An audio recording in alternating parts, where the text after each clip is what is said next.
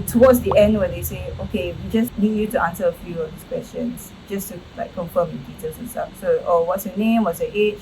Where do you live? Blah blah. Do you wear headwear? And I said yes. And she said, are you willing to take off your hijab for work? And I said, immediately I said, no, I'm not comfortable.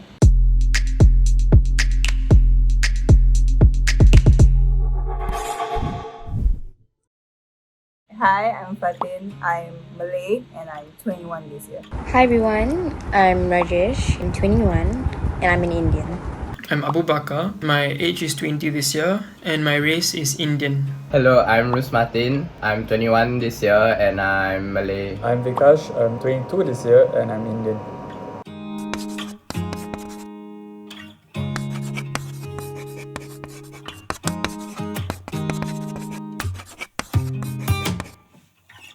So the stereotypes that comes with my race, right, I think they're often like Malays are lazy.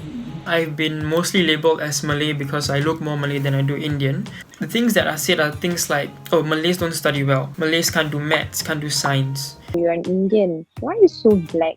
Oh, you're wearing coconut hair. Is it an Indian thing? We are perceived as dirty and smelly because like we are darker. I just felt that it was just like, casual discrimination, and I was appalled by it because who is this person to say that? A race is a race. A person is a different thing. The racism is so casual. Like everything is it's a joke. Like to them they really do mean it as a joke, but then to us it's just getting annoying because like it's not a joke to us anymore. When I was in secondary school, we had this orientation camp where you actually get to know your friends and move around with them. There are a lot of students who are coming from different primary schools, so it's a new phase for me. I was getting to know my friends and everyone. They started giving remarks like, you smell like Bangla, all these kind of things, right? At the start, I felt like, hey, why would you ask this kind of question?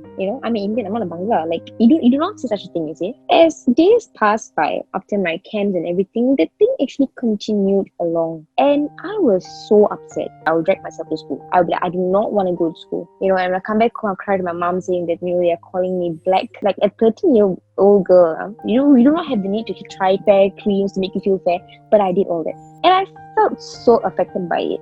It's just that I didn't know how to stand up for myself because I felt that if I'm going to do it, it's going to get worse. So I kept quiet and I got even more affected. There were times where I faced lack of opportunities because I'm hijabi. 2 weeks ago or a week ago, someone was very interested to hire me. They said the whole job description and I was like, yeah, I'm very comfortable, blah, blah, blah. And towards the end, when they say, okay, we just need you to answer a few of these questions just to like confirm your details and stuff. So, what's your name? What's your age? Where do you live? Blah blah. Do you wear headwear? And I said yes. And she said, are you willing to take off your hijab for work? And I said immediately, I said no, I'm not comfortable. And then she was like, oh, but this job, because it's like part of sanitation, you can't wear the hijab. It's like, sorry, I can't take it off. I won't be willing to take it off. I felt quite offended. Like, why would you not let me wear the hijab at work? This is Singapore. Why are you not letting me? And it's retail, so it shouldn't affect me anyway. In the end, my first job was another department store, and I got to wear my hijab. So it was really no excuse, I feel. I used to live with my uncle and auntie, right? I remember my uncle telling my cousin to behave in public. If not, like, the angry black man will come and like kidnap you and then sell you lah. Which is like, I guess, a bad thing to incorporate into children's minds at a young age, because it just changes their perception of like this angry black man that will like come to you when you're misbehaving and stuff. Currently, I'm working as an HR executive, and during lunch times, I will actually go down to buy my food. I will usually buy food like mala. So what happens was that there was a long queue. There was some Chinese people in front of me, and there were some Malay people. We were all standing in the queue. And this store owner, she was actually speaking very nicely to all the other customers in front. When it came to my turn, she was actually not speaking English; she was speaking Chinese. That means to the previous customers, she was speaking English, and they really understood her conversation. But when it came to speaking Chinese, and I was like, I don't understand Chinese. Can you please speak in English like how you do to other customers? And she was like, you are a Singaporean, you don't even know Chinese. I was like, no, I think you got it all wrong. I would want you to communicate with me the same as what you did because I don't understand Chinese. And when she served me the food, it was so rude. Like, she just bang. And then she can still tell me that I think you should learn how to speak Chinese. This happened quite recent actually, before the COVID issues and all that. What affects me most is systematic racism. The systematic racism is not controlled by the people of a society. It's controlled by the leaders of society, because they make the laws, they make the rules, they make the things for the people to follow, right? So when the people see a certain behavior, they see a certain pattern, they will believe a certain way. And as much as you want to say that they have a choice, they shouldn't just follow. If you don't follow the system, then you will be penalized, because that's wrong. You're not supposed to follow the system because it's supposed to be fair, it's supposed to be just, it's supposed to be correct. You can see in the news also actually, like newspaper reports about how the minorities were to do a crime, then after that their face was shown, it's not blurred out or anything.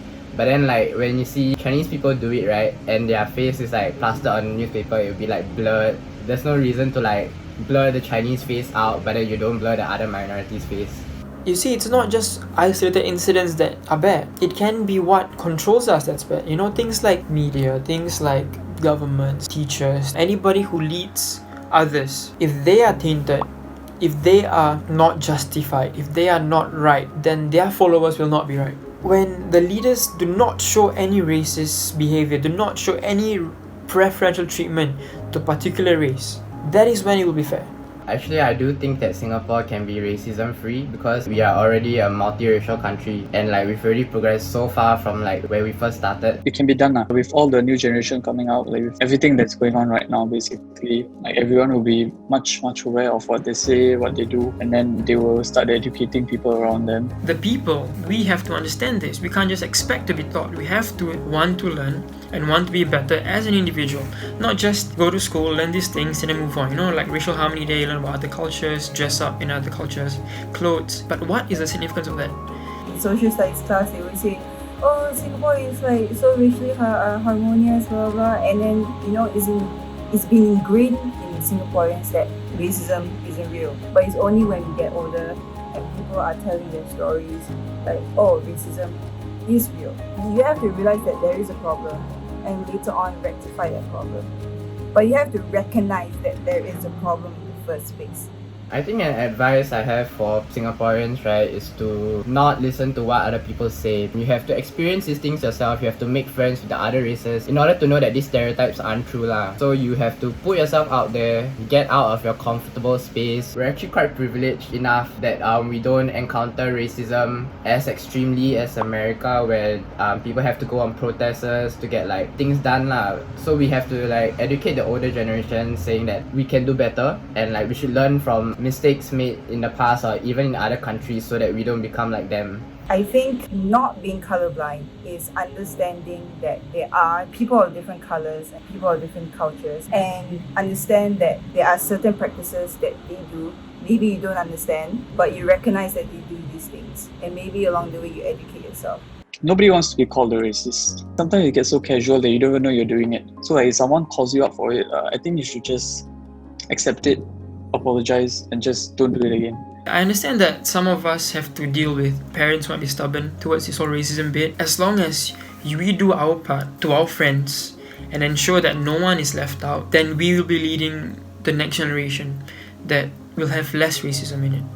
And if this continues, then of course we'll go all the way down to no racism. So my advice is to educate and be open to the education towards racism and towards any topic that could be beneficial to others. Sometimes you can only teach someone to a certain level. If they can't learn and they're not going to change, all we have to do is keep quiet. It's just walk away. If you come to a point where you feel like, let them just talk whatever they want. I am proud to be an Indian. I'm proud to be dark. I will just boost up my own self-esteem. And that's how I fight against it actually. Yeah.